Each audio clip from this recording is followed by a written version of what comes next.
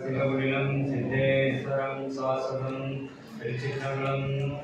ஓம் ஸ்தாபகாய தர்மஸ்ய சர்வதர்மஸ்வரூபிணே அவதார பரிகாய ராமகிருஷ்ணாய தே நமः. ஓம் நமோ பகவதே ஸ்ரீ ஜெகநாதாய. திருச்சிற்றம்பலம். தில்லை வாழந்தனதம் அடியாக்கும் அடியே திருநீலகண்டத்து குயவனா கடியே இல்லையே என்னாதையர் வகைக்கும் அடியே இளையான குடிமாறன் அடியாக்கும் அடியே. திருச்சிக்குள்ளம் இயற்பகை நாயனார் பற்றி சிந்திக்கிறதுக்கான ஒரு வாய்ப்பு. ஒரு 2 வாரத்துக்கு முன்னாடி நம்ம குடியில் வந்து திருவாசகத்தில் திருவார்த்தை பற்றி பேசக்கூடிய ஒரு வாக்கியம் கிடைச்சிது. அப்போ நான் வந்து போய் சாமி பார்த்து, சாமி இந்த மாதிரி நான் பேசுகிறேன் சாமி, பயமாக இருக்குது, நீங்கள் அதை பண்ணணும் அப்படின்னா போய் அதெல்லாம் பேசலாம் அப்படின்னு சொன்னார். அப்போ அதை சொல்கிறதுக்கு முன்னாடியே அவர் இன்னைக்கு சொல்ல வந்தால் நமக்கு அதுக்குள்ளே அடுத்த புக்கிங் ஆகிடுச்சு போல இருக்குது அப்படின்னு சொல்லி சொன்னார். அவரே அங்கே எதை பண்ணுறான்னு எனக்கு தெரியல. அப்புறம் இருந்தால் பார்த்தா இங்கே நீ பேசுகிறாம ஏற்பகை பற்றி அப்படின்னு சொல்லி சொன்னார். ஆமாம் சாமி அப்படின்னு சொல்லிட்டு வந்தேன். இந்த மாதிரி பெருமானோட அருள் ஒரு ஆசி. ஏன்னா நம்ம இது வரைக்கும் பல காலமாக தெரியும், நம்ம எப்பவுமே வரவேற்பு சொல்லுவோம், இல்லைன்னா நன்றி வர சொல்லி தான் பழக்கம் நமக்கு. இப்போ ஏதோ நம்மளை அண்ணாரோ சாமியோ நம்மளை அடுத்த நிலைக்கு, ஏன்னா எல்லாருமே இப்போ நம்ம பேசுகிற இப்போ அம்மாவும் நம்ம நர்மதாவும் பேசுனது பார்த்தா ரொம்ப ஆச்சரியமாக சிறப்பாக இருந்துச்சு. கேட்கறதுக்கு அவ்வளோ ஒரு நல்லா இருந்துச்சு. இப்போ எப்படி பெரியவங்கெல்லாம் வந்து ஒரு சொற்பொழி பண்ணும்போது ஒரு கதா காட்சியாக இருக்கோமோ அந்த மாதிரி இருந்துச்சுங்க. அம்மா சொன்னது உண்மையாகவே ரொம்ப நல்லா இருந்துச்சு. ஒரு கேப் இல்லாமல் அந்த ஒரு வரலாறை வந்து ஒரு கதை போல ரொம்ப அழகாக எடுத்து சொன்னாங்க. அதே மாதிரி இப்போ அந்த வகையில் நம்ம இயற்பகை நாயனார் பற்றி நான் எனக்கு எந்த அளவுக்கு முடியுமோ அந்த மாதிரி நான் சொல்கிறேன். எனக்கு அந்த மாதிரி கதை வருமானு தெரியல. சரி, இப்போது இயற்பகை நாயனார் வந்து அவர் வந்து பிறந்த ஊர் வந்து காவிரி பூம்பட்டினம் அப்படின்னு சொல்லக்கூடிய அந்த ஊர். இப்போ வந்து அந்த காவிரி பூம்பட்டினம் வந்து இல்லை. இப்போ அந்த ஊர் வந்து இப்போ பூம்புகார்னு சொல்லி அழைக்கப்படுது. அந்த பூம்புகார் பார்த்தா இப்போ நம்ம நாகப்பட்டினம் மாவட்டத்தில் நம்ம திருவெண்காட்டிலேருந்து ஒரு 5 கிலோமீட்டரில் இருக்கக்கூடிய ஒரு ஊர். அந்த காவிரி பூம்பட்டினம் அப்படிங்கிறது அந்த காலத்தில் ஒரு மிகச்சிறந்த ஒரு வணிக தலமாக, ஒரு செல்வ சிறப்பு மிக்க ஒரு நகரமாக இருந்திருக்கு. அந்த ஊரில் வாழ்ந்த ஒரு வணிகர் தான் வந்து நம்ம இயற்பகை. ஆக்சுவலாக பார்த்தா அவரோட இயற்பெயர் வந்து யாருக்குமே தெரியல.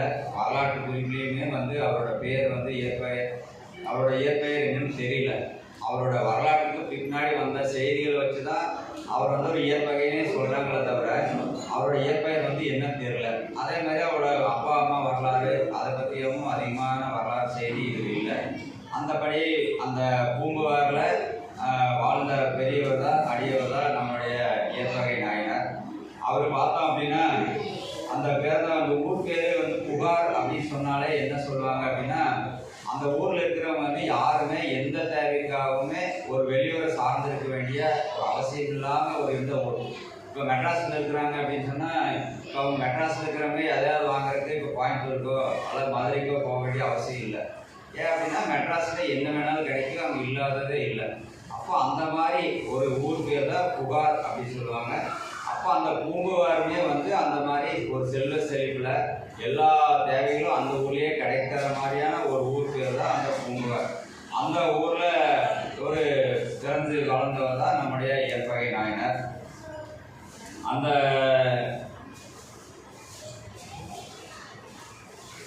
அந்த இயற்பகை நாயனாரோட குணம் என்ன அப்படின்னா, அவரோட வாழ்க்கையோட நோக்கமே என்ன அப்படின்னா, யார் ஒருத்தர் வந்து அடியாரா ஒரு ருத்ராட்சம் போட்டு திருநீர் பூசிட்டு ஒரு சிவநாமம் தரிக்கக்கூடிய ஒரு அடியவர் வந்து அவரோட இல்லத்தில் வந்து யாராவது ஏதாவது என்ன கேட்டாங்க அப்படின்னு சொன்னால் எந்த கேட்டாலும் சரி இல்லைன்னு சொல்கிறதுக்கு அவரோட வழக்கமே வந்து கிடையாது. அதுதான் வந்து அவரோட குணாதிசயங்களில் ஒரு சிறந்ததாக நம்ம பார்க்க வேண்டியது. அப்படி அவர் வந்து அதாவது எதுனா, இப்போ நம்ம வந்து யாராவது ஏதாவது நம்மகிட்ட கேட்டாங்கன்னா நமக்குன்னு ஒரு இருப்பை எடுத்து வச்சுக்குவோம், அல்லது நமக்குலாம் போனால் என்ன பண்ணுறதுன்னு நினச்சிட்டு தான் அதுலேருந்து எதையாவது இருந்து கொடுக்குவோம். அவர் வந்து அப்படி இல்லையாமா, அது பொண்ணாக இருந்தாலும் சரி, இல்லை பொருளாக இருந்தாலும் சரி, அல்லது நம்மக்கிட்ட இதுதான் டெட் எண்டு, இதுதான் நம்மகிட்ட இருக்கக்கூடிய நம்ம வாழ்வாதாரத்துக்கு கடைசியாக இருக்குது, அப்படின்னு ஒன்று சேர்த்து வச்சுருப்போம்ல, அதைய வந்து கேட்டாலும் கூட கொடுத்துருவாராமா. அந்த மாதிரியான ஒரு மனநிலை கொண்டவர் நம்முடைய இயற்பகை நாயனார். இதுதான் வந்து இயற்பகை நாயனாரோட குணாதிசயம். அப்போ இப்படி இருந்துட்டு இருக்கிற இயற்பகை நாயனாரோட பெருமையும் புகழையும் இந்த உலக மக்கள் அறிய வைக்கணும் அப்படின்னு சொல்லி எம்பெருமான் திருவுளம் கொண்டு அவரோட இயற்பகையாரோட அடியார் வீட்டுக்கு எம்பெருமான் வந்து எழுதுறாரு. அதாவது நம்ம இயற்பகை நாயனாரை அதுக்கு முன் நாயன்மாரில் ஒரு நாயன்மாரா இன்னைக்கு நம்ம போற்றி வழிபாடு செஞ்சுட்டு இருக்கிறோம் அப்படின்னு சொன்னால், அந்த நாயன்மார்களோட பெருமை வந்து என்ன அப்படின்னு சொன்னால், அவங்க வந்து யாருமே வந்து கொண்ட கொள்கையிலிருந்து யாருமே எந்த காலத்துலையுமே பிறளவே இல்லை அப்படிங்கிறத வந்து நாயன்மார்கள் அந்த போற்றுதற்குரியவங்களுடைய பெருமை. அந்த வகையில் இப்போ இயற்பகை நாயனார் வந்து யார் வந்து அடியாராக வந்து எது கேட்டாலுமே இல்லைன்னு சொல்லாமல் கொடுக்கக்கூடிய ஒரு கொள்கை உடையவர் தான் வந்து நம்ம இயற்பகை நாயனார். அவன் இப்படி இருக்கிறாரா, இவர் எது கேட்டாலும் கொடுத்துருவாரா? அப்போ உடனே நம்மால் தான் சோதனைக்கு வந்து சோதனைக்குள்ளாக்குவது பரமனுக்கு வழக்கம் அப்படிங்கிற மாதிரி, சரி இவர் இப்படியே சொல்லாரு, சரி நம்மளும் இவர்கிட்ட போய் பார்க்கலாம், அவர் கேட்கறத கொடுத்துருவாரா அப்படிங்கிற மாதிரியான ஒரு திருவுளம் கொண்டு அடியாரோட வீட்டுக்கு, இந்த இயற்பகையோட வீட்டுக்கு ஒரு அடியார் திருக்கோலத்தில் வர்றார். அப்போ வந்த உடனே இது ரொம்ப சந்தோஷம், ஐயா வாங்கய்யா இருங்கய்யா, ரொம்ப சந்தோஷம், இந்த மாதிரி எங்கள் வீட்டுக்கு நீங்கள் எழுந்தருள் இருக்கிறீங்க, உங்களுக்கு என்ன உதவி வேணும்னா சொல்லுங்கள், நான் செய்ய தயாராக இருக்கிறேன். ஆனால் என்ன அப்படின்னா, என்னால் எது உங்களுக்கு தர முடியுமோ அதை தயவுசெய்து கேளுங்க. என்னால் தர முடியாததை கேட்டு இல்லை அப்படின்னு சொல்லியோ அல்லது முடியாது அப்படின்னு வந்து ஒரு சொல்கிற மாதிரியான ஒரு சூழ்நிலை எனக்கு ஏற்படுத்தாத மாதிரி நீங்கள் கேளுங்க, நான் உங்களுக்கு என்ன செய்ய முடியுமோ நான் கண்டிப்பாக செய்கிறேன் அப்படின்னு சொல்லி சொல்கிறாரு. அப்போ அவர் சரி, நான் உன்னால் நான் கேட்க உன்னால் தர முடியும், ஆனால் நீ தருவியா அப்படிங்கிறது எனக்கு சந்தேகமாக இருக்குது. அது மட்டும் இல்லாமல் எனக்கு வந்து ஒரு பயமாகவும் இருக்குது, எப்படா இது உங்கள்கிட்ட நான் போய் கேட்குறது அப்படின்னு எனக்கு ஒரு பக்கம் பயமாகவும் இருக்குது. சரி இருந்தாலும் பயமாக இருந்தாலும் பரவாயில்ல, நான் அவர் உடனே சொல்கிறாரு, நீங்கள் பயமெல்லாம் பட வேண்டாங்கய்யா, நீங்கள் கேட்குறது என்கிட்ட இருந்தது அப்படின்னு சொன்னால் நான் நிச்சயமாக வந்து நான் உங்களுக்கு தருவேன். நான் வந்து எந்த சூழ்நிலையும் எந்த அடியார் மேலேயும் நான் கோவப்படவோ திட்டவோ எல்லாம் மாட்டேன். அதனால் உங்களுக்கு என்ன என்கிட்ட இருக்குதுன்னு உங்களுக்கு வேணும்னு சொன்னாலும் கேளுங்க, நான் தரேன் அப்படின்னு சொன்னார். அப்போ உடனே அவர் பெருமான் கேட்குறாரு, நீ வந்து இந்த உலக வாழ்க்கையில் உனக்கு உற்ற துணையா உன் வாழ்நாள் கூட உனக்கு துணையாக இருக்கக்கூடிய மனைவியை நீ வந்து அக்னி சாட்சியாக ஏற்றிருக்கிற. அந்த மனைவியோட நீ அன்பாகவும் சந்தோஷமாக நல்லபடியாக இல்வாழ்க்கை வந்து நடத்திட்டு இருக்கிற. அப்படிப்பட்ட அந்த துணைவியாரை எனக்கு துணையாக வேணும் அப்படின்னு நான் கேட்டால் நீ தருவியா அப்படின்னு சொல்லி கேட்குறாரு. அப்போ நம்ம நாயனார் வந்து ஒரு நிமிஷம் கண்ணை மூடி யோசிக்கிறாரு, என்னப்பா இது கேட்குறாரு அப்படின்னு சொல்லிட்டு. இருந்தாலும் இவர் அடுத்த செகண்ட் வந்து சரி நம்ம தானே சொன்னோம், எங்கிட்ட இருக்கிறத கேட்டால் நான் உங்களுக்கு தருவேன், நான் கோபிக்க மாட்டேன்னு சொன்னேன் அப்படின்னு சொல்லிட்டு உடனே கண்ணு மூடி யோசிச்சுட்டு அடுத்த முன்னாடியே அவர் திருவடியில் விழுந்து வணங்கி, நான் இல்லை என்று சொன்ன வகையால் நீங்கள் வந்து கேட்டுக்கிறீங்க, நான் இல்லைன்னு சொல்ல முடியாதுன்னு சொன்ன மாதிரி நீங்கள் வந்து கேட்டுக்கிறீங்க, அதனால் வந்து ரொம்ப சந்தோஷம், நீங்கள் கேட்டதை நான் அப்படியே உங்களுக்கு தருகிறேன், இதில் எந்த மாற்றமும் இல்லை அப்படின்னு சொல்லி சொல்கிறார். அப்போ இதை வந்து ரூமில் இருக்கிற அவரோட மனைவியாரோட காதலையும் இதெல்லாம் வந்து விழுந்துருச்சு. அவங்களும் வந்து இவர் கேட்டதுக்கு இவங்க சொன்னதையும் எல்லாம் அவங்க அப்படியே கேட்டாங்க. இருந்தாலும் அவங்க என்னடா இவர் இப்படி கேட்குறாரு, இவர் சரி சொல்கிறாரு அப்படிங்கிற மாதிரி யோசிச்சுட்டு அவங்க உள்ளுக்குள்ளே இருக்கிறாங்க, வெளியெல்லாம் வரல. அப்போ பெருமான்கிட்ட இவர் வந்து வாக்கு கொடுத்துட்டாரு, சரி நீங்கள் எங்கிட்ட இருக்கிறத கேட்டீங்க, அதனால் தர சாமி சந்தோஷமாக நீங்கள் துணையாக கூட்டிகிட்டு போங்க அப்படின்னு சொல்லிடுறாரு. அப்புறம் உடனே உள்ளே இருக்கிற மனைவியை கூப்பிட்றாரு. கூப்பிட்டு இந்த மாதிரி பெரியவர் வந்து அவர் துணையாக முன்னைய வர முடியுமான்னு கேட்குறாரு. நானும் வந்து தரேன்னு சொல்லிட்டேன், அதனால் நீ வந்து அவரோட துணையாக போக முடியுமா அப்படின்னு சொல்லி கேட்குறாரு தன்னோட துணைவியார்கிட்ட.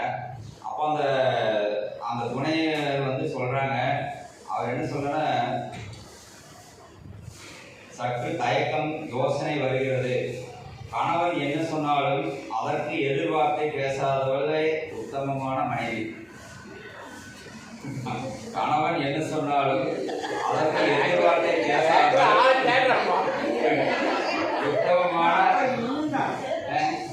எதிர்வார்த்தை பேசாதவர்களே உத்தமமான மனைவி என்கின்ற கொள்கையில் சின்ன வயசுலேருந்து அவங்க அந்த மாதிரி வாழ்ந்து வளர்ந்த ஒரு குடும்பத்தில் இருந்து வந்த பெண் அவங்க.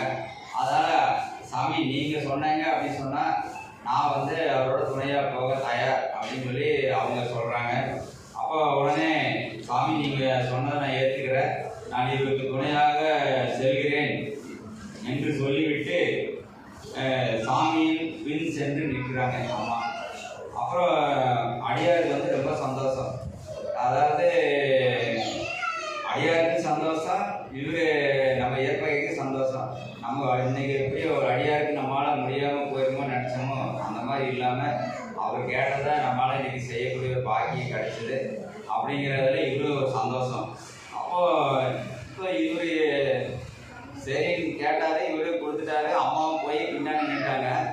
அவருக்கு பாரு அடுத்த அது என்ன சந்தேகம் வருதுன்னு வந்தாச்சும் கூட்டிகிட்டு போக வேண்டியதுன்னு அவர் அடுத்த சந்தேகம் என்ன கேட்குறாரு, ஏப்பா நீ வந்து நான் கேட்டேன் சரின்னு சொல்லி கொடுத்துட்டேன், ஆனால் உனக்கு வந்து உங்கள் சொந்தக்காரர் இருக்கிறாங்க, இந்த ஊரில் எவ்வளோ பேர் இருக்கிறாங்க, அவங்கெல்லாம் வந்து என்னை ஏதாவது அடித்து துன்புறுத்துனா நான் வந்து என்ன செய்வேன், அதனால் நீ என்ன செய்யணும் அப்படின்னு சொன்னால் நாங்கள் 2 பேரும் இந்த ஊரோட எல்லையை போய் தாண்டுற வரைக்கும் நீ எங்கள் 2 பேருக்கு ஒரு துணையாக வந்து எங்களை நீ வழி அனுப்பி வச்சுட்டு வரணும் அப்படின்னு சொல்கிறாரு. அதுக்கும் இவர் நம்மளால் என்னங்கிறாரு, ரொம்ப சாமி சந்தோஷம், நீங்கள் எது வரைக்கும் வர சொல்கிறீங்களோ அது வரைக்கும் நான் உங்களை கூட வந்து வழி அனுப்பி வச்சுட்டு வரேன் சாமி அப்படின்னு சொல்லிட்டு போகிறாரு. அப்போது வீட்டை விட்டு வெளியே கிளம்பி வரப்போ ஒவ்வொருத்தராக நமக்கு தான் தெரியுமே, நம்ம வீட்டை விட்டு வெளியே வந்தோடனே ஆளுக்கு பேசுகிறாங்க, இவனா பைத்தியக்காரனாக இருக்கிறா, இந்த மாதிரி யார் எது கேட்டாலும் கொடுக்குறது வந்து வாஸ்தவம் தான், அதுக்காக மனைவி கேட்டாலும் தான் வந்து கொடுப்பாங்க, அவன் இப்படி போகிறானே இந்த ஆள் வந்து இப்படி யாராவது கேட்கலாமா இப்படிங்கிற மாதிரியெல்லாம் எல்லோரும் பேச ஆரம்பிக்கிறாங்க. சில பேர் வந்து அதையெல்லாம் தடுக்கிறதுக்கு வர்றாங்க, சில பேர் வந்து இவரை திட்டுறாங்க, சில பேர் வந்து அடிக்கிறதுக்கு வர்றாங்க. அப்போ இவர் எல்லாம் சொல்லி பார்க்குறாரு, ஐயா தயவுசெய்து விட்டுருங்க, இந்த மாதிரி தடை பண்ணாதீங்க அப்படின்னு சொல்லும்போது அதையே மீறி சில பேர் அதை தடுக்க முற்படும் போது என்ன பண்ணுறாரு, இவர் தன்னிட்டு இருக்கிற வாளால் எடுத்து தங்களோட உற்றார் உறவினர் யாரெல்லாம் வந்து அந்த இவரை கூப்பிட்டு போகிறதுக்கு தடையாக இருக்கிறாங்களோ அத்தனை பேரையும் வாளால் வெட்டி வீழ்த்திடுறாரு. அத்தனை பேர் தடை செய்கிறவங்க எல்லாம் அடித்து கொண்டுட்டு இவங்க 2 பேர்த்த கூட்டிகிட்டு போகிறார். அப்புறம் கூட்டிகிட்டு போய் ஊரோட எல்லைக்கு வந்து நிற்கிறாரு. அப்புறம் நிற்க வர அதுக்கப்புறம் பெரியவர் வந்து சரி நம்ம பாயிண்ட்டுக்கு வந்துட்டோம், சரி இனி போது நாங்கள் வந்து ஊரோட எல்லைக்கு வந்துட்டோம், சரி நீ கிளம்பி நாங்கள் போய்க்கிறோம் அப்படின்னு சொல்கிறாரு. அவர் சரி சாமி நீங்கள் போயிட்டு வாங்க அப்படின்னு சொல்லிட்டு இவர் ஏற்பகினார் கிளம்பிட்டாரு. அவங்க 2 பேர் போகிறாங்கன்னு நினச்சிட்டு இவர் சரி நீ போய் வா அப்படின்னு சொன்ன உடனே இவர் அதுக்கப்புறம் திரும்பியே பார்க்கல. சரி இவர் பெருமான்னு பார்க்குறாரு, அவங்க ஒய்ஃபும் பார்க்குறாங்க. சரி மனுஷன் கடைசியாக போயிட்டு வான்னு சொல்கிறாரு, இல்லை ஏதாவது போகிறபோது கடைசியாவது ஒரு தடவை பார்த்து போகலான்னு நினச்சி திரும்பி பார்க்குறாங்கன்னு பார்த்தா அப்போ திரும்பி பார்க்க மாட்டேங்கிறாரு. சரி சரி பார்க்கலாம் பக்கத்தில் தான் பார்க்கல, சரி கொஞ்சம் தூரம் போயாவது திரும்பி பார்க்குறானான்னு பார்த்தா மனுஷன் திரும்பியே பார்க்கல. ஜென்ம பாகையாக இருப்பானாரு, நம்ம தான் மாட்டிட்டோம் அப்படிங்கிற மாதிரி திரும்பியே பார்க்காம இவர் பாட்டுக்கு போயிட்டே இருக்கிறாரு. அவருமே அந்த அம்மா நின்று பார்த்துட்டே இருக்கிறாங்க. இவர் திரும்பியே பார்க்கல. அவருக்கு மனசில் ஒரு வருத்தமோ இனி நம்ம என்ன செய்ய போகிறோம் இப்படி இருந்தோம் அது மாதிரி அவருக்கு எதுவுமே தோணல. ஒரு அடியார் வந்து நம்மளை கேட்டார், நம்மகிட்ட இருந்தது நம்ம கொடுத்தாச்சு, அவ்வளோதான். அதுக்கு மேலே அவர் வந்து அதை பற்றி எதுவுமே யோசிக்கலை. அந்த மாதிரி வந்து அவர் போயிட்டே இருக்கிறாரு. அப்போ போன பிறகு ஒரு கொஞ்ச நேரம் இவர் பார்த்துட்டு இவன் விட்டா வீட்டுக்கு போயிடுவான் போல இருக்குது, இவன் வந்துட்டு நம்ம எதுக்காக வந்தோம் அந்த கதையை அவன்கிட்ட சொல்லி முடிக்கணுங்க அப்படிங்கிற மாதிரி இறைவன் வந்து திருப்பி கூப்பிட்டார். இதுக்கு மேலே நாம் இவரை சோதிக்க கூடாது என்று சொல்லி இயற்பகையே இங்கு பாரும் என்று சொல்லி அழைக்கிறார். அப்போ இயற்பகைனாரு ரொம்ப தூரம் போயிட்டாரு. அப்போ எம்பெருமான் வந்து அவரை எப்படி கூப்பிட்றாரு பாருங்க, இயற்பகையே இங்கு பாரும் அப்படின்னு சொல்லி திரும்பி பார்க்க சொல்லி கூப்பிட்றாரு. அப்போதான் மனுஷன் திரும்பியே பார்க்குறாரு. அப்போ திரும்பி பார்த்தா அங்கே அந்த அம்மா மட்டும் தனியாக நிற்குது, கூட இருந்து அடியார் வந்து காணோம். ஐயோ என்னடா அடியார் விட்டுட்டு போயிட்டாரே என்னாச்சு அப்படின்னு பார்க்கும்போது பார்த்தா அப்போ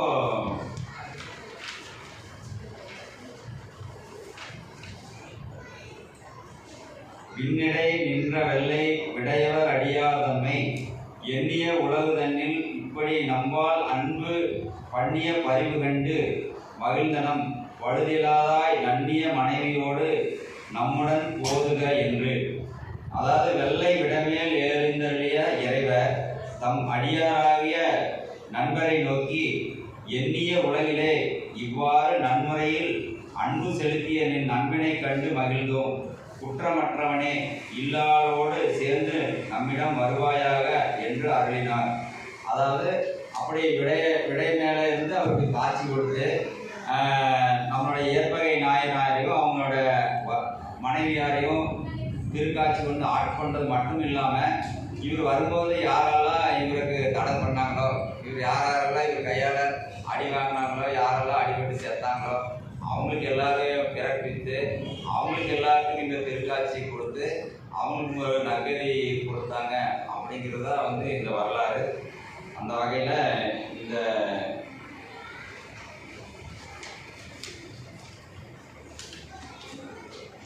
அந்த வகையில் உன் பக்தியை இந்த உலகம் உள்ளளவும் வாழ்த்துவார்கள். இயற்பகைக்கு மட்டுமல்ல, மாண்டு போன உணவர்கள் அனைவரும் எழுப்பி அருள் புரிந்தார். திருச்சிற்றம்பலம்.